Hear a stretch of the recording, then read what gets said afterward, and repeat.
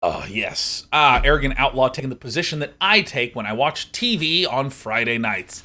Yeah. Now, normally what happens is I actually do this with my legs because Cece likes to just plop her giant dog body right there. Sit on down. All right. Ow. Ooh. Ow. Ow. Ooh. Excuse me. I apologize. Apologize. That may have been a little vulgar. And I assure you, we'll never be vulgar on this channel again. All right. Did they give you a spoiler card? Um, yeah, light up the night. Took me a moment. You good? Yeah. My future children aren't, but I'm good. I'm fine. Shall we move on to the next ones? Okay, I think we should. We're doing pretty good. We're doing about 43 an hour. We're doing about 43 an hour. Trying to get through a bunch of these. Okay.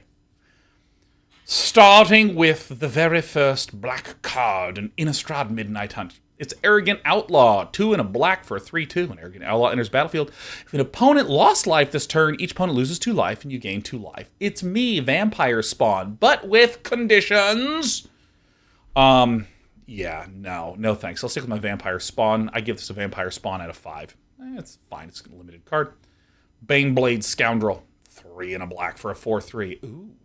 Whenever Baneblade Scoundrel becomes blocked, each creature blocking it gets -1/-1 until end of turn. Oh! This is a sing and swinger. That's actually a pretty powerful effect. It's a pretty powerful effect for the human rogue werewolf.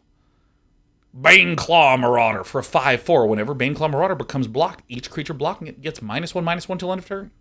Whenever a creature blocking Baneclaw Marauder dies, that creature's controller loses 1 life. This is a sick limited card. This is a very good limited card. It's inconvenient to block. It becomes an inconvenienter dog to block. I think Night Dog is good. Maybe even as good as Boat Dog. Yeah, I'd give this this is a strong limited card. I'd give it like a 4. It seems really good. Bat Whisperer. 3 and a black for a 4/2, and Bat Whisperer enters the battlefield. If an opponent lost life this turn, create a bat. I like these sort of like set up to deal damage. It's almost like Spectacle. A 4/2 for 4 is kind of an interesting stat line. Obviously very aggressive in terms of the statting for swinging on in. Kind of a mediocre defender, but you get a little bat. Limited card. Seems all right. Blade Brand. 1 and a black. Target creature gains death touch until end of turn. Draw a card. Oh yeah. Oh my god, yeah. I actually love these kinds of cards.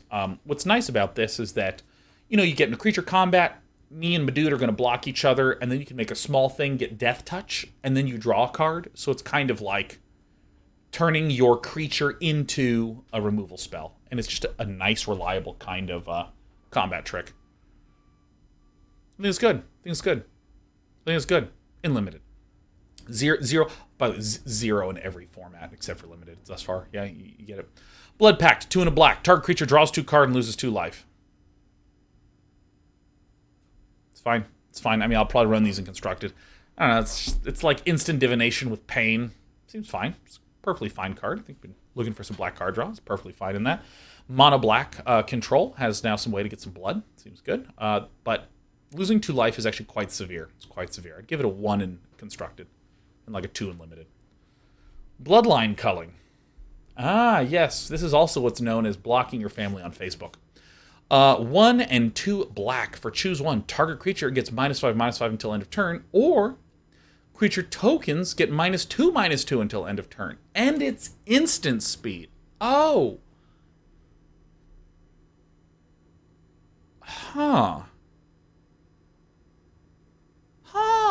Now, it's just creature tokens get -2/-2 until end of turn. So this is clearly sort of hinting towards the zomboidosis that we've seen present and limited, so it's going to be very good there. This is going to be probably a 5 out of 5 in constructed.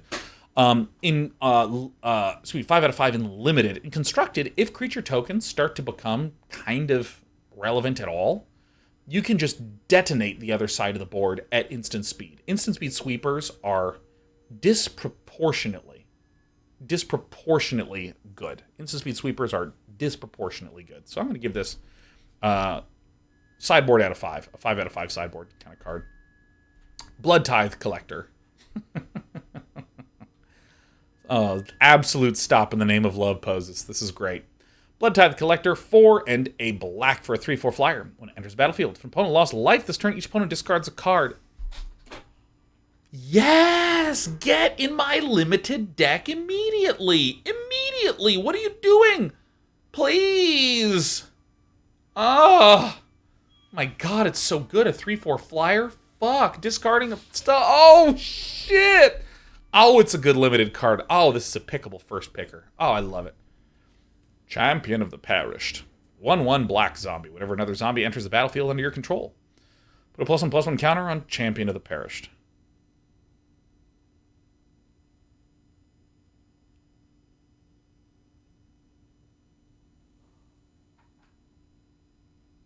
In Historic. In Limited, this is probably like a 3. And then in Standard, this is probably like a 1. Probably like a 1. I mean, 1/1s that grow are pretty much always a candidate for being a popular card in actually not just Standard, Constructed, right? You have things like Pelt Collector, what's the creature? Experiment 1, like the growing green little guy. You know, there's a lot of things like this. So I think it actually has a spot. Covert Cut Purse. This does not look very covert at all. This is Covert Cut Purse, and he's just standing on a guy face down with a dock. Look, this bird can see. These birds are disturbed. There is not a thing covert about this at all. This should be Clumsy Cut Purse. He doesn't even know how to cut the purse off. I mean, give me a break. When Covert Cut Purse enters the battlefield, destroy a target creature you don't control that was dealt damage this turn. And you can disturb me for even more. Flying Death Touch. Alright, it's a fine card. This, I destroy a creature that I don't control, that was dealt damage. I'm sort of, oh, you have a Manticore, whatever. It's cheaper than a Manticore, but I do like this Disturbed Flying Death Touch. This is actually quite nice. It's actually quite nice. Quite nice. Velrun, you're asking a long question about Day-Night. Let's wait till we get to a Day-Night card and start investigating that. So, this is a limited card. It's not good and constructed. Crawl from the Cellar. Ah, yes. Nice homage to Home Alone. 1 black. Return target creature card from your graveyard to your hand. Put a +1/+1 counter on up to 1 target zombie you control. It's fine. Counters, zombies, blah, blah, blah, blah, blah. Blah, blah, blah, blah, blah. It's not exciting to me. It just makes counters, makes zombies, zeros across the board. Don't care. Curse of Leeches. You didn't have to draw it on the eyes. You didn't.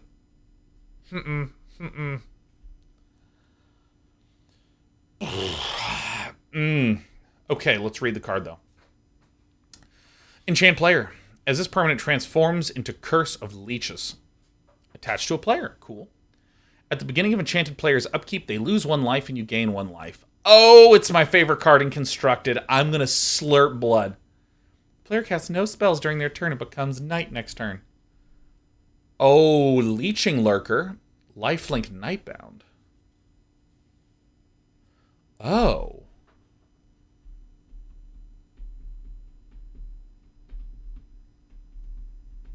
Never mind, this card sucks.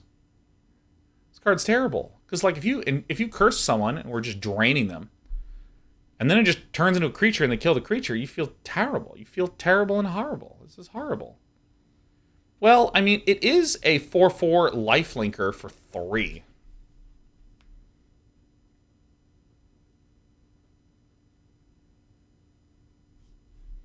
So,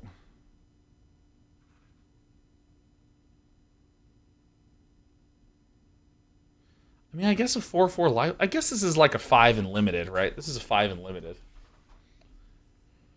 I want this to work in Constructed. I love things that just ping for damage. It's awesome. And just so you know, I own the permanent, and the permanent is attached to the other player, but I still own the enchantment. So when it flips, I own the Leeching Lurker. It's not that my opponent owns the Leeching Lurker. If that were the case, then I would immediately perform a hostile takeover of Hasbro, make myself the CEO, fire who designed this card, and then shut the entire company down. Because I think it's important for humanity to not have to deal with this. Defenestrate. I mean, it was going to be used at some point. It's going to be used at some point. Oh, Valorant says we're at day night now. Okay, sure. Says, day 9, I have a topic I find interesting. I'd like to hear your opinion on. The day night cards actually don't explain exactly what they do. The cards are missing 3 informations. They transform when the day night changes. Yes, because day bound and night bound means it occurs based on the day. The card enters the battlefield on the night side if it is already night. Yep, we talked about that a little earlier. The cards cannot be transformed by any source that could transform a card except for the natural day-night change. May I ask what you think about this? I think it's fine. I think it's totally fine. I mean, I have a pretty boring reaction to it, to be honest. Some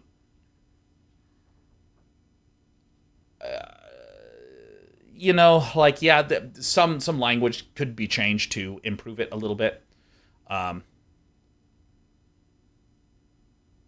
But I'm sort of fine with it. Because I think I came into it with a mental model of, oh, this is day-bound. It happens at day. This is night-bound. It happens at night. Here's what transforms things to day and night. And, where my brain intuitively filled it in has been very accurate with respect to how it works. Very accurate with respect to how it works. So maybe I was just lucky with my own intuitions there. Defenestrate. 2 and a black. Destroy target creature without flying. Oh! It is 3. It is 3. Good and limited.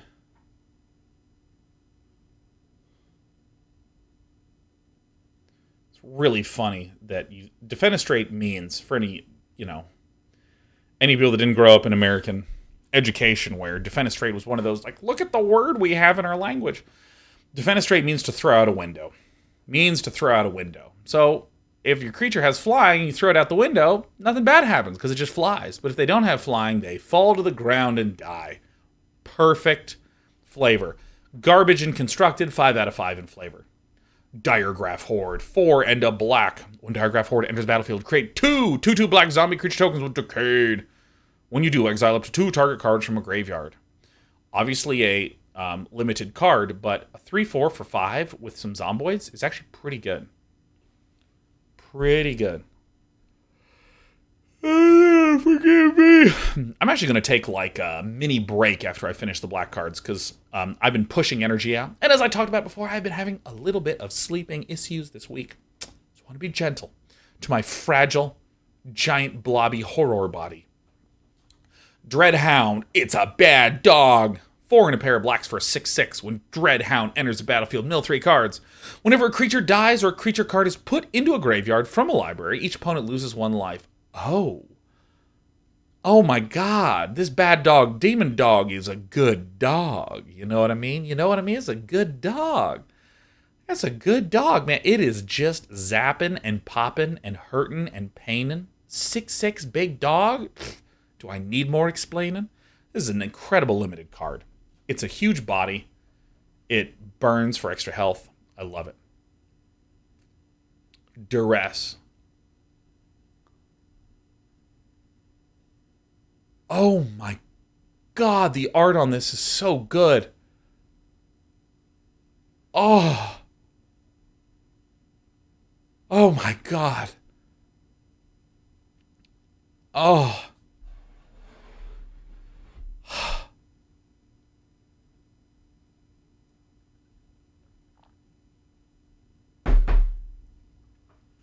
That's amazing. That is amazing art. This is a Magic the Gathering staple, Duress. Target opponent reveals a hand, choose a non-creature, non-land card, they chuck it. Oh, we're absolutely making that our Duress art of choice. Oh, yes. Eaten alive. 1 black for as an additional cost to cast this spell, sack a creature or pay a bunch. Exile target creature or planeswalker. I actually think this is going to be a 5 out of 5 in constructed, 5 out of 5 in limited. I mean, this I actually think is disgustingly good. This is disgustingly good because, again, there are many, many decks that say produce pests, that say have creatures that you want to sacrifice to get the on-death effect. And then this is basically 1 black, exile target creature, exile target planeswalker. I mean, that's incredible. Oh my gosh. I mean, this is really, really, really, really, really, really good. 1 mana exile, 5 out of 5. Just 5 out of 5. It's incredible. Psymaster gifted us 5, either for support or it's a bribe. We're happy to know which. Oh, you want me to rate this 0 out of 5? Okay, let me see. The card is Eaten Alive, 1 black sorcery speed. Well, sorcery speed, I'm already not as much a fan, but let's see if the upside is enough. As an additional cost to cast a spell, sacrifice a creature, or pay 4. Okay, so it's a 5 mana, exile a creature or planeswalker. Well, if we're being honest, your own creatures is really one of the main ways you win the game. So if you lose one of those, then you're just putting yourself behind. And then what, am I supposed to just run a 5 mana sorcery speed removal? Gross. I mean, at the very least, give me a defenestrate, you know what I mean? At least let's chuck stuff out a window cheaply at instant speed. My God. I think Beal says it totally spot on. I mean, I would rather be eaten alive than run eaten alive. 0 out of 5. Card is worse than Doomblade. And the creature that you sacrifice, it probably also dies to Doomblade. So I'd give this a 0 out of 5. I can see it showing up in fringe sealed decks. Ecstatic Awakener. Ah, yes. The thing that no person working a 9 to 5 is. My alarm clock woke up. I get to be an accountant. I mean, get out of here. Ecstatic Awakener, 1 black for a 1/1 sack another creature. Draw a card, then transform Ecstatic Awakener. Activate only once each turn. Awoken Doom. Oh, a 1 mana 4/4? A 1 mana 4/4? A 1 mana 4/4? Oh my God, I love this card in Limited. This is so cool. Thoughtful Science says rip accountants in chat. I was talking to my accountant not long ago. That's the first thing that came into my mind. Look, for any accountants whose feelings are hurt, please remember that I just accepted money to rate this card as a 0 out of 5. Let's not listen to what I'm saying too seriously. I have the arms on my computer chair. I keep adjusting and then forgetting, so then I try to lean and I just shoot off my chair. All right, awaken a card, then transform. This seems actually quite good because you have a 1/1. You can then do the thing where you block with the Static Awakener, block with the other creature. You can sack the other creature, whoop, and then flip over and be a 4/4. This actually seems like a pretty nice defensive card. Alvarez says, also, any accountant can bribe Day 9 to rate accountants higher. Yeah, absolutely. Seriously, if any of you accountants are really concerned about your reputation, please know from the bottom of my heart, we want to break down barriers. We want to just create more pathways for people to be involved in the rating process, and know that if any of you have any money that you want to give to bribe me to rate accountants better, anyone can do that. It is a fully open, more accessible space here on Day 9 TV. Yeah, I just think this is quite good. I don't know if it's necessarily good enough in Constructed, because all you get is a 4/4 after jumping in through hoops. So, 0. Foul Play, 1 and a black. Destroy target creature with power 2 or less, investigate. Nice. This is really nice. 2 mana for kind of niche removal. Oh, Jolok wants me to rate accountants 5 out of 5. All right. We actually get to go in full enthusiasm, sincerity mode. Okay. All right. If you ever want to start a business, I don't care if it's a smaller scale one, like maybe a side Etsy shop where you're, going between, a few hundred to a few thousand a year, something like that. There's always 2 people that you need for your business that are worth their weight in gold. And that is a lawyer and an accountant. Get both of those things. My God, my ass has been saved so many times by my accountants and my lawyers. My God, they're unbelievable. Are you kidding me? Accountants, accountants are gosh, how, what is an analogy to let you know how important this shit is? You know what I mean? I mean, here's the thing. This is almost how I think of accountants and lawyers when you have a business, okay? Like, when I go to the grocery store, I just go up to a shelf and I go, cheese, and I put it here, and bread, and I put it in here. I don't know how bread or cheese comes into existence. And if you held a gun to my head and you said, you need to make bread right now, I would be like, give me the gun and I'll pull the trigger. Are you kidding me? Like, I don't know how the food happens. But the thing is that when I'm in the habit of just going to the grocery store, Britt, do you need anything from the store? I'm going to pop by the store. I was going to get a bag of lettuce. Oh, yeah. We just go over there and get it, and you forget how important the work is to just bring the food to the store. Like, that's what lawyers do in a business. That's what accountants do in the business. It's all this stuff that you don't think about. You want to spend your time as a business person doing businessy things, and making decisions, and moving cash, and making deals.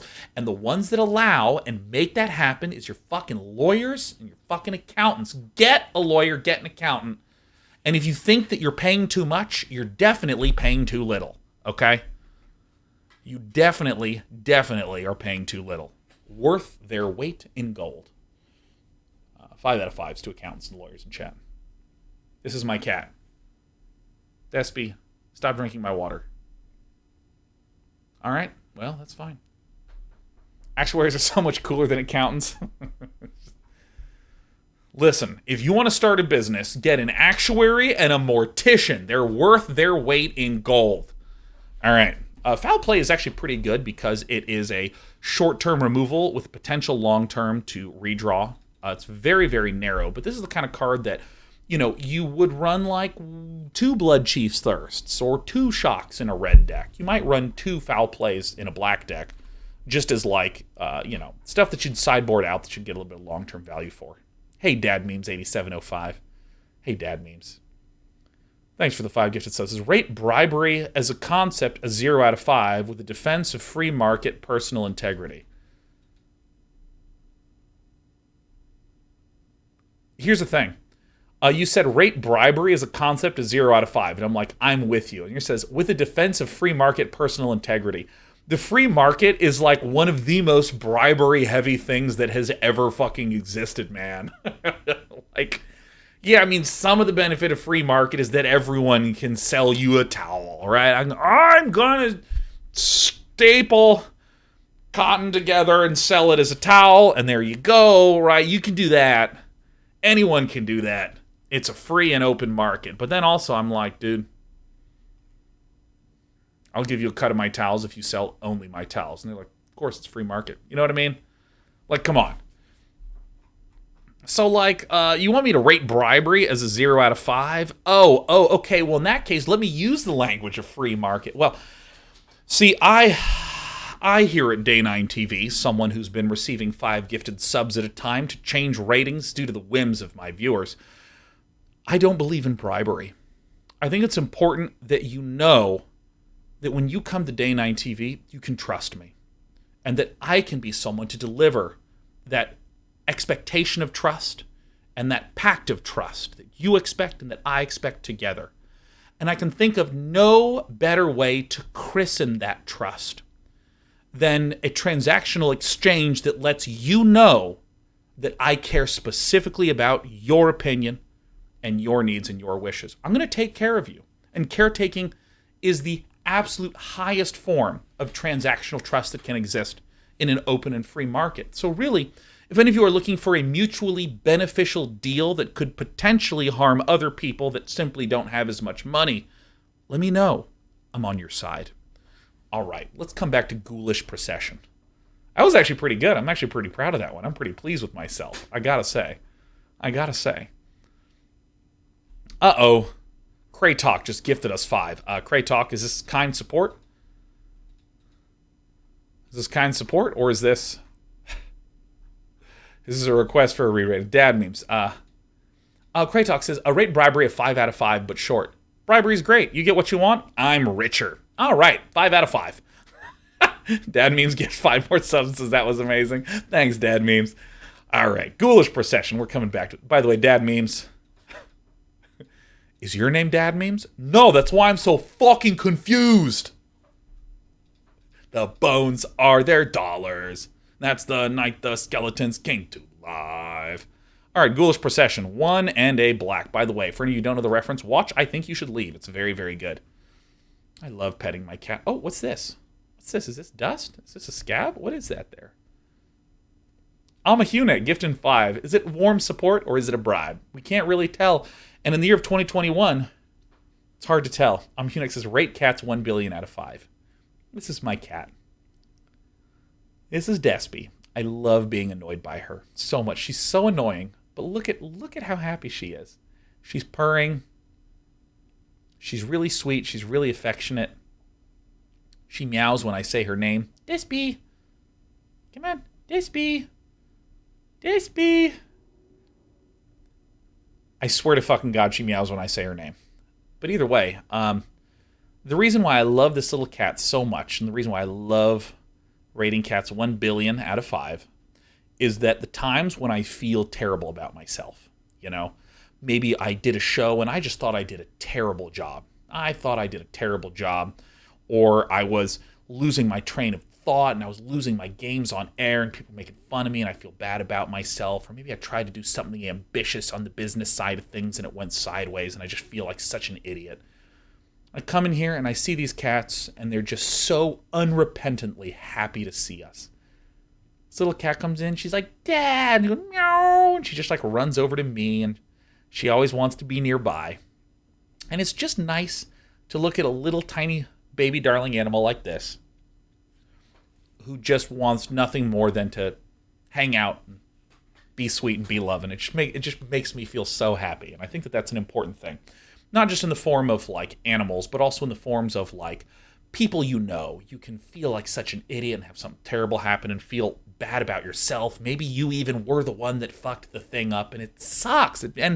And especially when you mess something up, like it was me. Like, for instance, especially when I was younger, but even still sometimes, today, I have what I'll call harmful habits. Things like I'll be upset and I'll withdraw and I'll shut people out.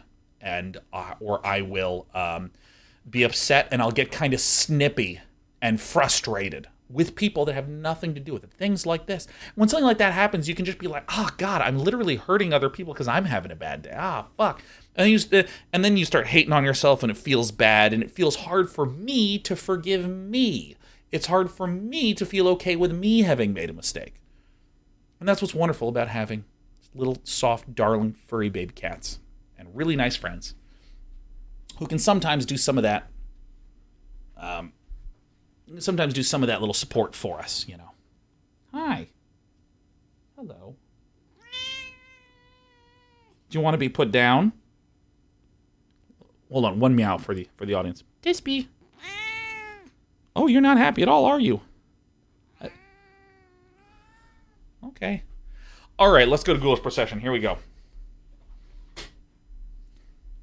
Might have had the wrong word choice there. I don't know what the phrasing was. I don't know what the phrasing was. It's fine. Because here's the thing. It's not about what I said. It's about what I intended to say. That said, there's a number of times when I'm saying just some words that are coming to mind and like doing some other things. And then people just start saying phrasing. Maybe I've said the most offensive thing ever. I don't know. But what I am going to do is find out 5 minutes later, be flooded with anxiety and have to push through it. Oh, put down versus lowered to the ground. Yeah, no, maybe I'll use a more tender phrase like turn to glue. All right, let's rate this card. Ghoulish Procession. 1 and a black. Whenever one or more non-token creatures die, create a 2/2 black zombie creature token with Decayed.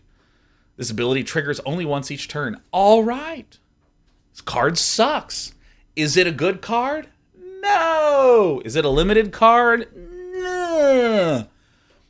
Gisa Glorious Resurrector. Oh my God, look at her with her shovel. She loves resurrecting. And oh my God, she looks fabulous. Just absolute joy. Glorious Resurrector. 2 and a pair of blacks for a legendary human wizard. 4/4. If a creature an opponent controls would die, exile it instead.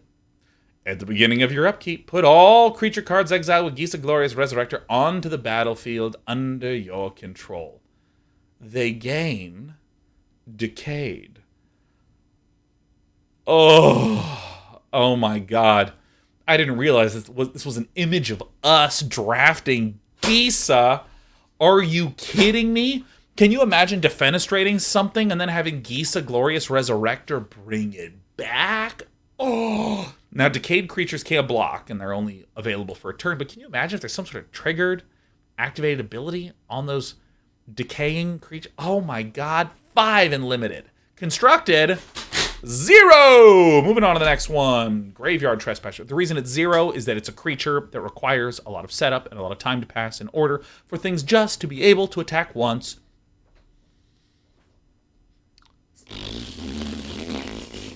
Shit. Graveyard Trespasser, 2 and a black. Ward, discard a card. Already good. 3 and a 3. Whenever Graveyard Trespasser enters a battlefield or attacks, exile up to 1. Twizzle says Decayed stays until they attack. You keep saying end of turn. Yeah, no, I know that. It might be because I'm speaking quickly, but or I could be misspeaking, but I say they attack. They can only attack for a turn. I'm trying to say for a turn. They only get to do something valuable for a turn. They can like swing for a turn. Not until end of turn.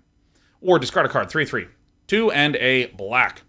Whenever Graveyard Trespasser enters the battlefield or attacks, exile up to 1 target card from a graveyard. If a creature card was exiled this way, each opponent loses 1 life, and you gain 1 life. All right. This is actually a perfectly fine card. It's actually a perfectly fine card. Yamatuk says, it reads as if the cards would be reanimated again every turn. Gisa doesn't read cards exiled last turn. Yeah, to go into some of the semantics of this. If a creature an opponent controls would die, exile it instead. At the beginning of your upkeep, put all creature cards exiled with Gisa Glorious Resurrector onto the battlefield under your control. So, they exit exile, and then they return to the battlefield. So there's no longer anything in exile. So when it dies, it goes from your battlefield to the opponent's graveyard and is no longer something that gets exiled again. So if a creature an opponent controls would die, it goes into exile. It goes from exile onto the battlefield. It goes from the battlefield into their graveyard, and then it stays there. So you only get it once. You only get it once. Hey, PB Handari, gifting us 5, staying alive. Thanks, PB Handari. Yeah, so it's not like infinite recursion. It's okay. It's okay, which is why it sucks in Constructed. Anyways, coming back to this one. 2 and a black for a 3/3. Ward, discard a card. Solid 1 says, Gisa 1 trigger on creatures you're stealing since your opponent owns it but does not control it. No, I know, that's what we're saying. That's what we've said 3 times now. If a creature an opponent controls would die, exile it. So it goes to exile, and then from exile, it comes to the battlefield. And then it goes from the battlefield to their graveyard, which means it doesn't exile again. There it is. So if it's in their graveyard, it is not a card that has been exiled with Gisa, because it's not an exiled. Solid 1 says, my bad, I is slow. Or it could just be the fact that there's a delay between when I read it, when I say it, and then when you say it. So, you know, there's a lot to manage. There's a lot to manage. The important thing is that I was not fucking wrong at all. Ever. I've never been. If you agree with that, you're more than welcome to say. If you, for some reason, think, well, Sean, I think that you may have misworded something once, and I just wanted to clarify, ban yourself from my chat. But before you ban yourself, please remember that Twitch Prime is free, and subs are 20% off this month. Graveyard Trespasser, 2 and a black, 3/3. Ward, discard a card. This is an incredibly powerful ward. Ward is pseudo-hexproof. If you cast something on the creature, it counters it unless you pay the ward cost. So you have to discard a card.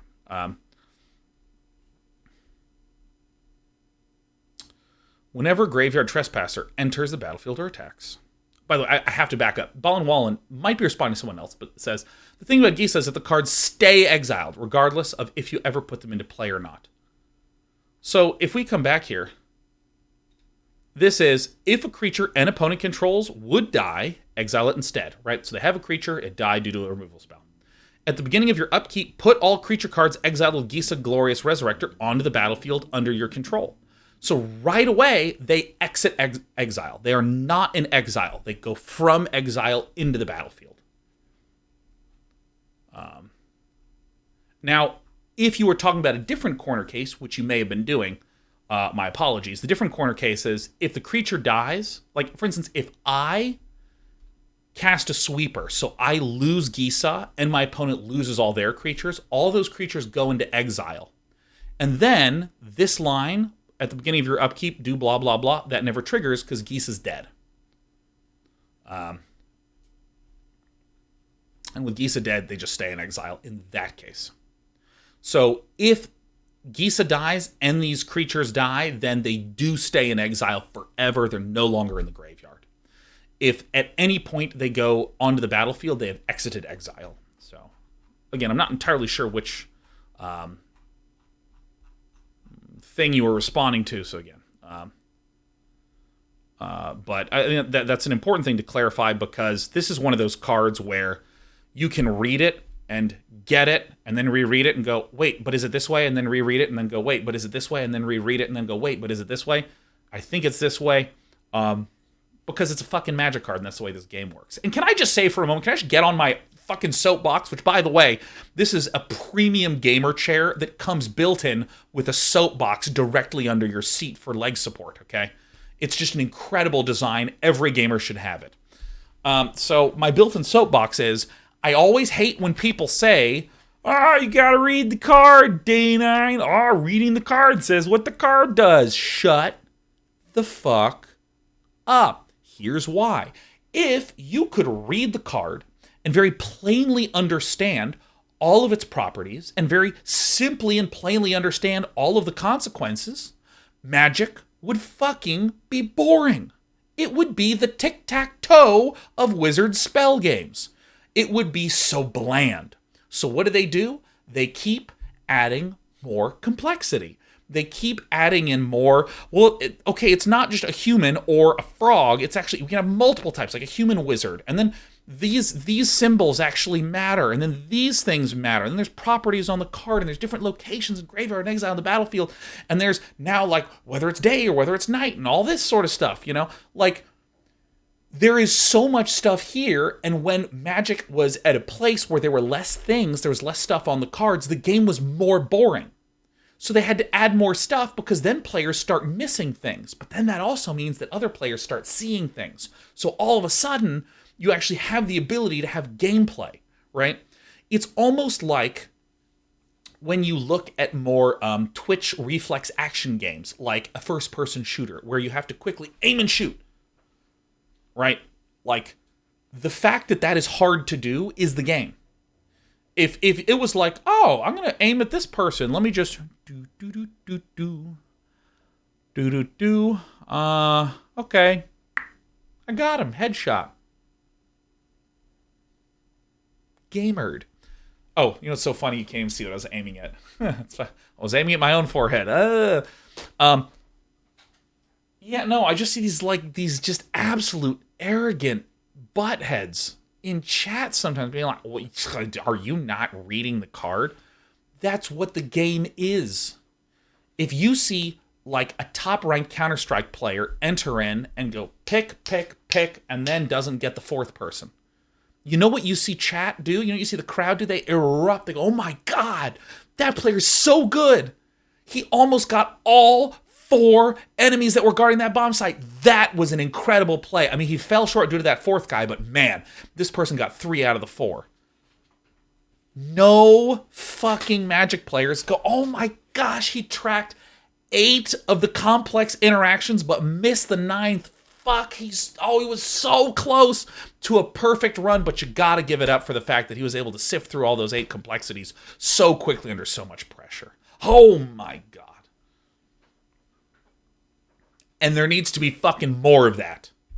So if anyone read this card and was like confused in the way that frankly I was, and you know, there was a comment here from Mr. Ballin Wallin Willin Villain, who asked a question, and you know what? I didn't have the answer. I had what I thought was the answer. So you know what I did? I carefully went through and read through the card. Okay. So it doesn't stay in exile. It goes from exile to here, but then if there's a sweeper, then it would stay in exile. I just had to spend time thinking about it because, and this is important, it's not that reading the card explains the card. It's that reading the card and understanding and processing and digesting the card and understanding its implications is fucking hard, and that's why Magic the Gathering is a game. Because games have to be hard or we get bored. And if any of you think, I don't necessarily know if I disagree with that, well, I want to let you know. I'm running a tic-tac-toe tournament coming up this weekend. It's a $100 entry fee. And what I do is when you sign up, I say, everybody draws, and I keep the fucking money. All right, good stuff, good stuff, good stuff, good stuff. Let's go on to Graveyard Trespasser. 2 and a black for a 3/3. Ward, discard a card. Whenever Graveyard Trespasser enters battlefield, exile up to 1 target card from a graveyard. Again, this is a very good effect. This is a very positive thing. If a creature card was exiled this way, each opponent loses 1 life, gains 1 life. Okay, so it's kind of a little bit like an ooze, And then if it becomes nighttime, we become a 4/4. Still Ward, discard a card. Oh, that's so good. Whenever Graveyard Glutton enters the battlefield or attacks, exile up to 2 target cards from graveyards. For each creature card exiled. Okay, so it's a 4/4 with Ward, or it's a 3/3 with Ward. It's a little expensive for being just a 3/3 smacker, but I mean, it's pretty good. It's pretty good. I'd probably give this a 5 in limited, certainly.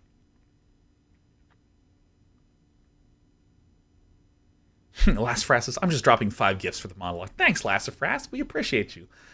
Kel CRJ also gifted 5 subs. Hey, thanks, Kel CRJ. I appreciate you.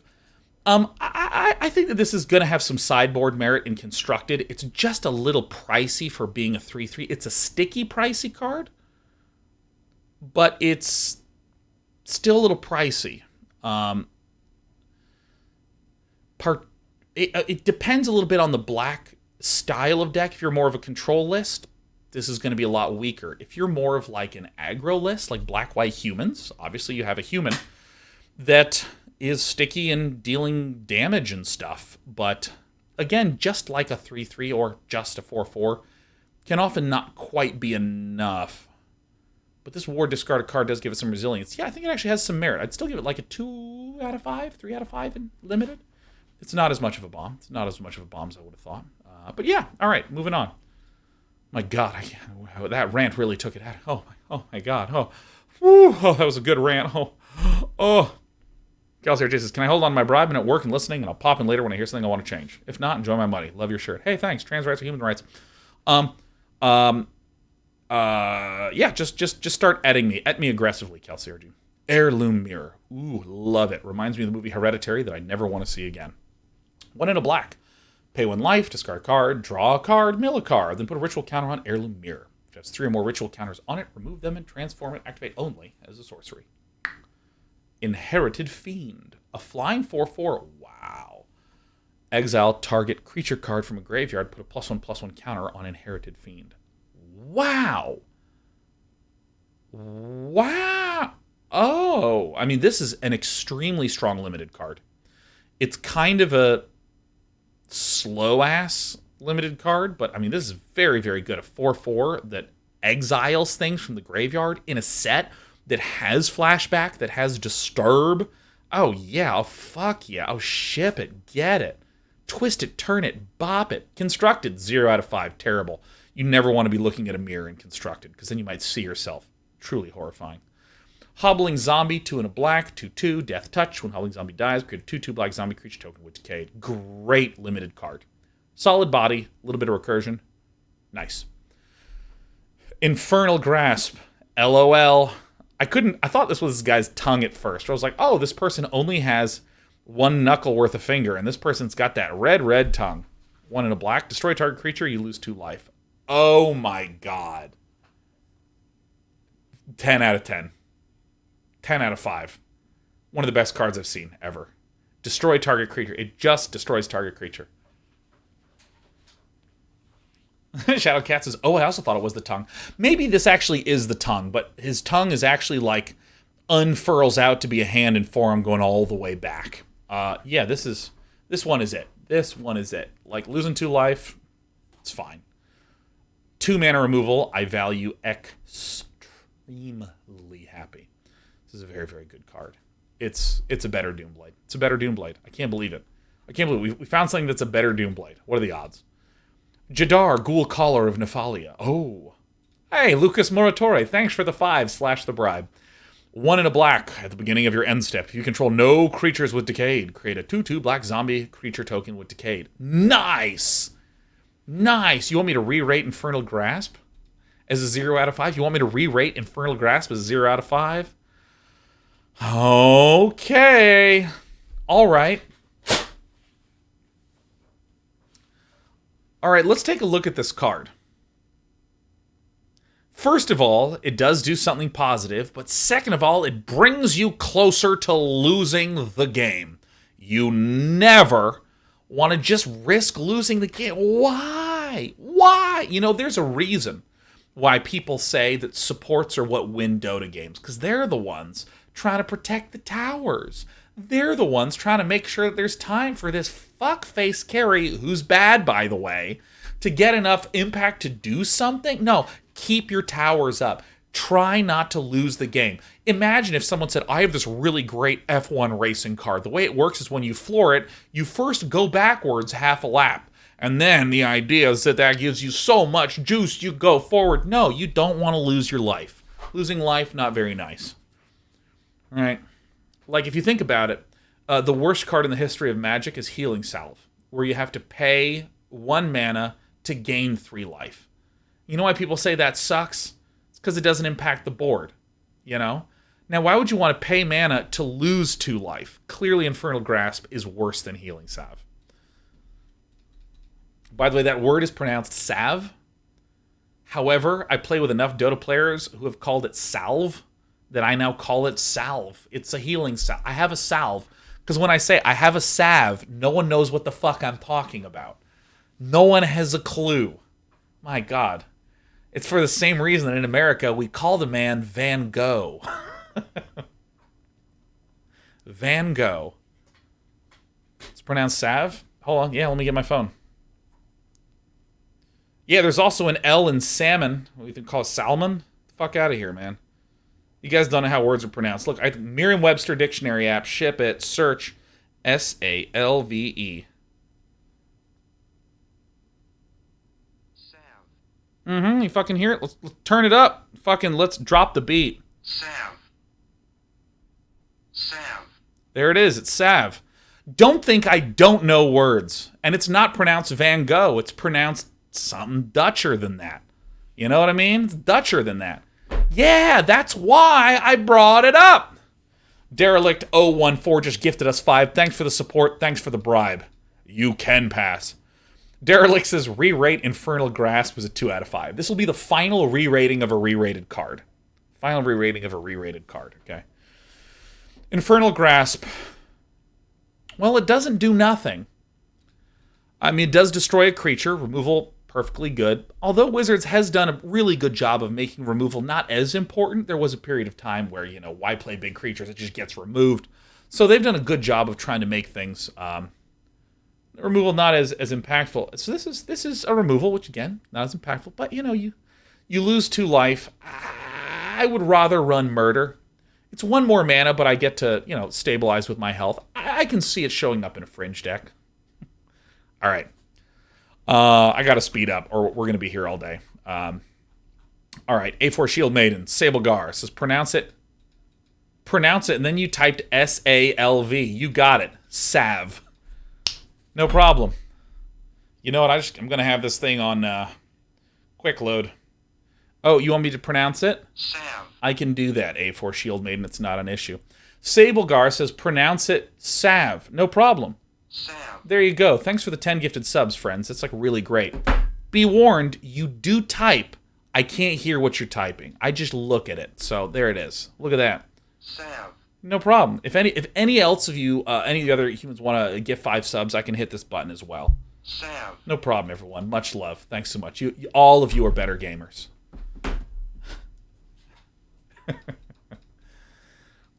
All right.